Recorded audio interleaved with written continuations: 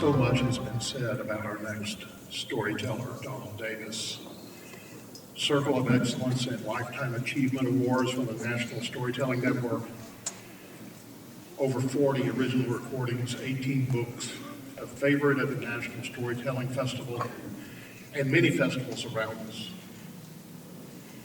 He comes from Southern Appalachia and brings the family stories that he heard to life. My family comes from eastern Tennessee, and they immigrated to what was then Spanish territory, Tejas, escaping creditors or the law. I'd like to think the Davis clan that stayed there produced something much finer. I'd like to introduce to you cousin Donald Davis.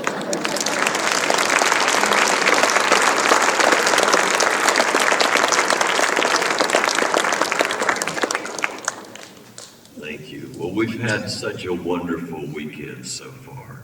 Thank you for being here.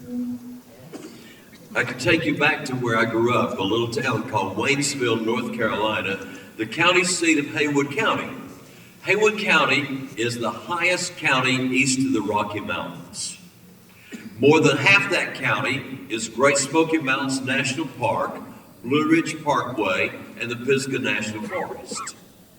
It's a perfect bowl. All the water that runs out of Haywood County falls within it.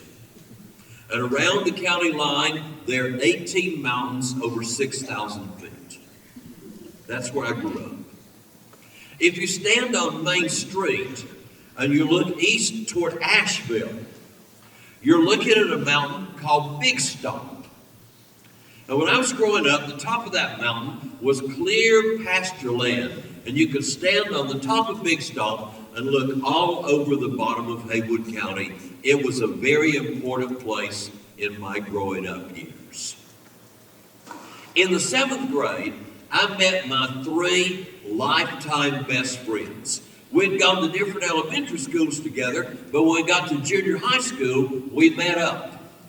David Morgan, Bill McInville, and Freddie Hall. And the 4 of us were together from then on.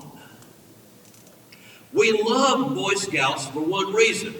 It was called camping out, which meant away from your family till you got back home again.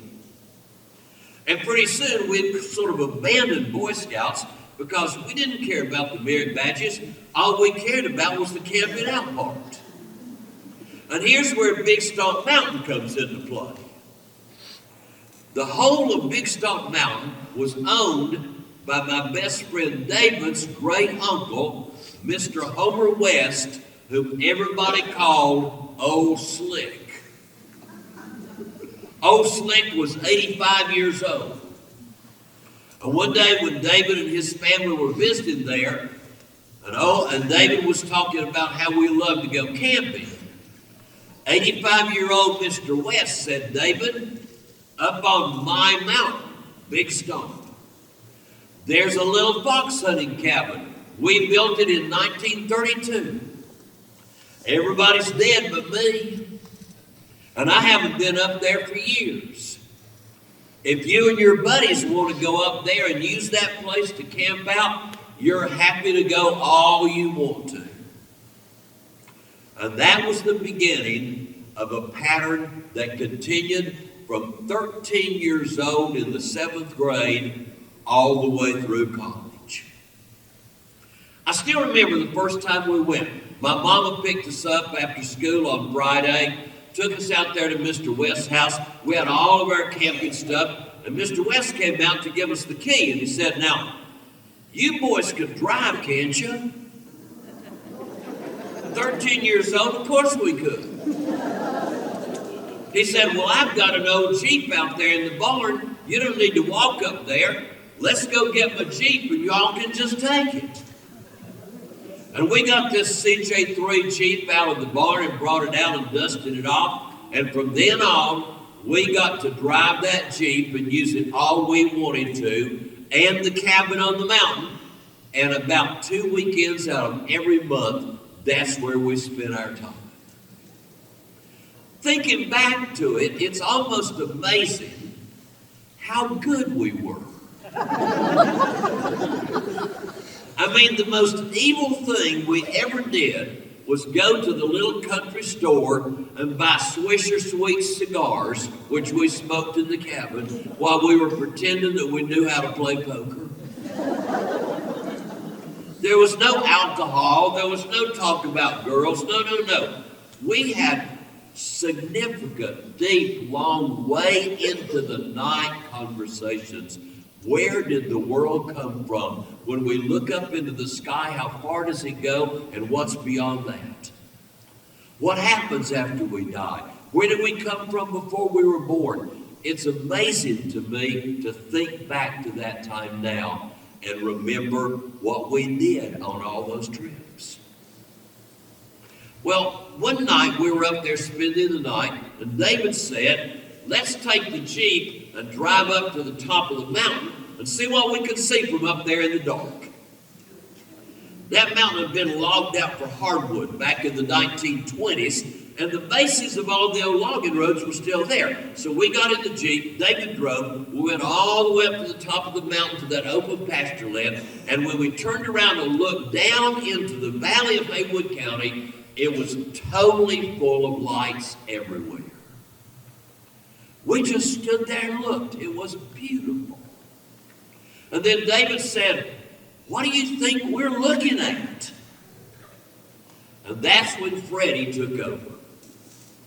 Freddie said, look, right down there in the middle, can't you tell? That's Main Street in Waynesville right there. See the church at the bottom of Main Street? It's lighted up by the lights from the parking lot at the A&P store. And then we watched as he led us right up the street of our childhood, which we followed already knowing each thing he pointed out on the way. See there right above the church, there's the Townhouse Restaurant. And then right above there, there's the Texaco station. And see, it curves a little bit where the LaFane Hotel is, right across the street from both of the Dr. Stringfield's office. And then see, there's the lawn in front of the courthouse, which is back from the street. And then the first red light that you go under the big sign that says Gateway to the Smokies. And then there's First National Bank. And we went on up Main Street, passing all the stores, passing the Park Theater on the right and the Strand Theater on the left, to the second red light, and then past the post office, and then on up past Joe Scruggs' Texaco station. And all of a sudden, Bill said, what's that big dark place up there? And Freddie laughed and says, oh, that's Green Hill Cemetery. They don't need lights over there. And then we began to branch out. Way over here, there's Charlie's Drive-In. And there's the Drive-In Theater. I could even find my house where the road led up to it. And we looked and looked and looked and looked. And finally Fred said, you know what all that's called down there? David said, Waynesville. Fred said, no, everything we're looking at. You know what that's called? We said, what? He said, that's called home. And we probably made that trip dozens of times in the next more than a dozen years. We all finished high school and went off to college in 4 different places, and then we would come back home and we'd go back up to the cabin. But now a new topic of discussion was coming up there in the middle 60s. It was called Vietnam. And what are you going to do about it? Kids growing up today have no way of understanding the pressure of the draft during the Vietnam era. Stay in school as long as you can because the other choice is a letter from the draft board. We all went off to college and we finished our undergraduate degrees, and Bill and David and I went on to graduate school. Stay in school as long as you can. But Freddie graduated at the University of North Carolina in Chapel Hill and got a job. He had majored in business administration. And then the letter came that said selective service on the return address line. Fred was an only child, and there could have been an argument for him to avoid Vietnam. But you see, his father was an immigrant. His father had immigrated from Ireland in the late 30s and had served in the U.S. Army in World War II before he had become an American citizen. And that's where he met Fred's mom, who was a nurse in the Army. And Fred was torn. His father was such an American, such an American, such an American, but there was such division about Vietnam. And when that letter came with selective service in the return address corner, Fred never opened it. He got in his car and drove to Asheville and joined the Air Force. He had decided that if he had to go, he would rather go in the Air Force than on the ground in infantry. And we said goodbye to him as he went off, actually to flight training. And there should have been no surprise when he came home after basic training, after all those times we'd looked down from the mountain.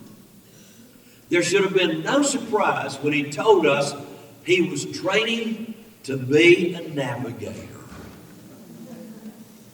He had been our navigator over and over again, pointing out all the different places we called home.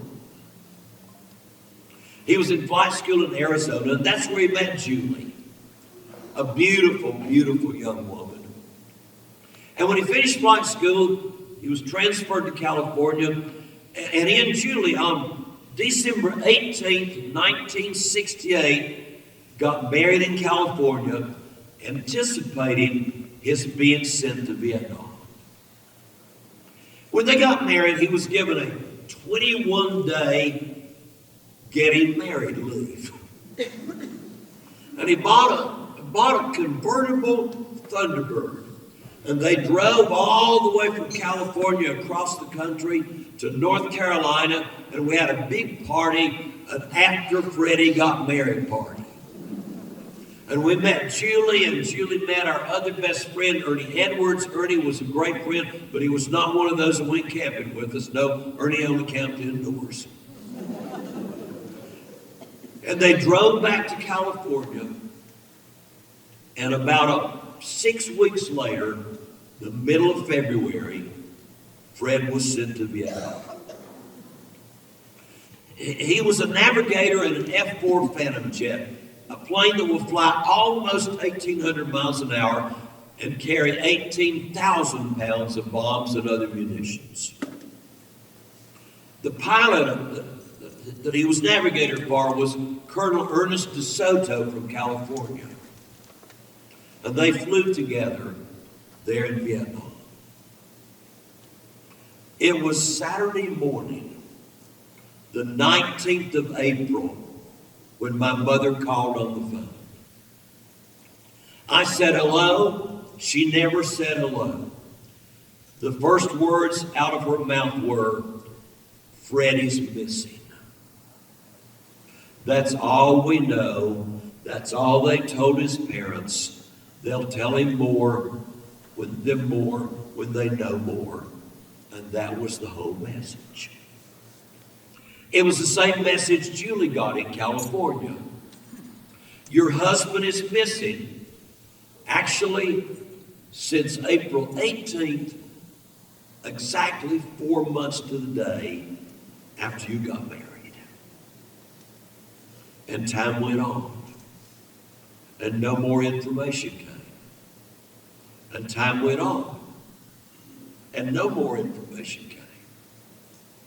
And it was long later, years later, when we finally learned the next part of the story. On that morning, 3 F-4 Phantom jets had been sent on a bombing mission into North Vietnam. But it happened that at that same moment, the early Paris peace talks were starting. And the U.S. had just struck an agreement to cease bombing in North Vietnam, and the 3 planes, before reaching the destination of their mission, were called to turn back. They dumped everything and headed back, and just as they got to the DMZ, disappeared into a cloud bank, and only 2 of the planes came out on the other side. We did not go to look for what happened. Because seeing to go look for what happened would have been admitting that we had gone on a bombing run when we had just agreed not to do that. And it was gradually forgotten. And forgotten. And forgotten. Every single Sunday night, our friend Ernie would call Julie and talk to her for at least an hour. Week after week, month after month, and finally, year after year, no more information came. 7 years later, the Air Force declared Fred officially dead. And they came to Waynesville with an empty coffin containing his uniform and all of his medals, including his posthumous promotion to captain. And the empty coffin was buried at Green Hill Cemetery. And time went on. And Ernie kept calling Julie every Sunday night. For 54 years. Fred was 27 when he disappeared. 54 years is twice 27. It was the spring of the year this year when I got a message to call Ernie Edwards.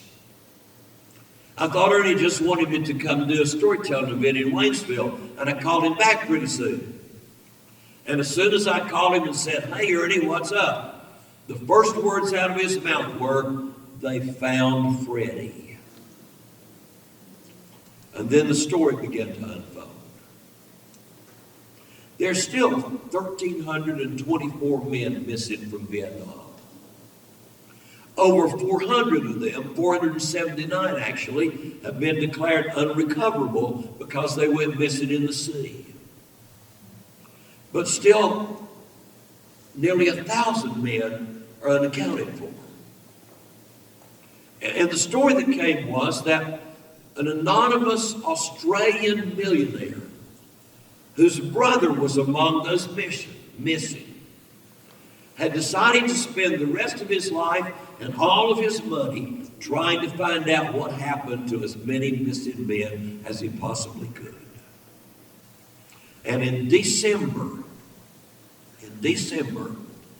the plane was spotted, not in Vietnam, but across the border in the mountains of Laos. Miraculously, it had crashed without burning. And the tail number was visible and readable. It was in such rough mountain land that it took until March 23rd to get to there and begin to excavate the wreckage. And you know what they found when they got there? Freddie Hall's wallet that he had carried on all those camping trips all the way through high school.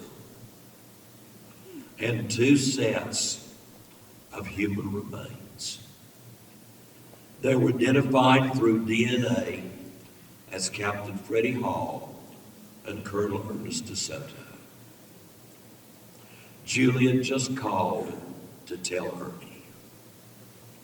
Ernie said, "Julie, what happens now? What happens now?" She said, "Well, his remains are being flown now to Honolulu. They'll then come to Dover Air Force Base, and then they'll come to Greenville Spartanburg. No. He's going to be buried in Arlington. What do you think of that?" And Ernie said, "What do you think about bringing him home instead?" And Julie said, I'd like to do that. Can you help me figure out how to make that happen? A committee of 3 people got together: Ernie, Chip Killian, a leading lawyer in town, one of my classmates, and Gavin Brown, the mayor of Waynesville, whose brother had also died in Vietnam. And they began to work with military personnel to make the whole plan. Freddie's remains would be brought to Waynesville in October. A service would be held at First Presbyterian Church, the church we'd look down there at, where all those boys had grown up. Ernie was going to find a caisson to carry Fred's remains from there to Green Hill Cemetery. He was going to find a bagpipe player to play along the way. Gavin worked things out so that the town of Waynesville was going to totally close all of Main Street for that entire day. The fire trucks would park at every intersection with their ladders up and U.S. flags flying at the top of the ladders. I was informed that I was giving the eulogy. Not asked, informed. I was happy to do so if I could get myself together to do that. And the whole plan was made. It happened to be on the Tuesday after the National Festival in Jonesboro. We drove over to Waynesville to get ready for that day. The church would not even hold the family members. So the service was broadcast into other rooms and even out onto the street outside, where hundreds of people had gathered. When Ernie had told me he was going to get a caisson, I said, Ernie, if you have any trouble, call me because I have an idea. Ernie never called me. And when I walked out on the street, there stood my friend Johnny Smith, the very person I was going to have him call. Johnny lives in Raleigh. He has a caisson. He brought the caisson and 2 beautiful black Percheron horses. He brought another horse with an empty saddle and reverse boots, all for the procession up Main Street. Main Street was lined with not hundreds, but thousands of people. There were veterans from almost every state, veterans on motorcycle groups, veterans that had come in, veterans who could barely walk. You know, it had been 54 years. And after the service, we proceeded out to the street where Fred's remains were loaded onto the caisson, and following the bagpipe player, it was our great privilege for Trish and for me to lead that procession up Main Street with all those thousands of people holding flags and bowing their heads along the way.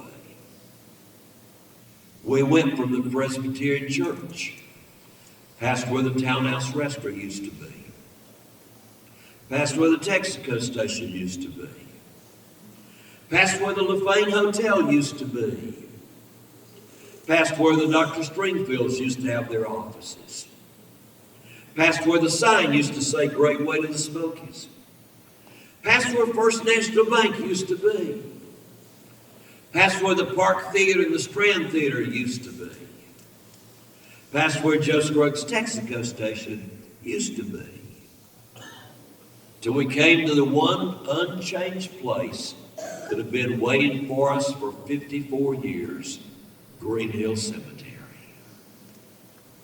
where there was a full military honors funeral, along with a salute guns, and finally an F-4 Phantom jet flying over at the very end. No one was looking down from Big Stop Mountain that day. But perhaps they were looking down instead from the windows of heaven,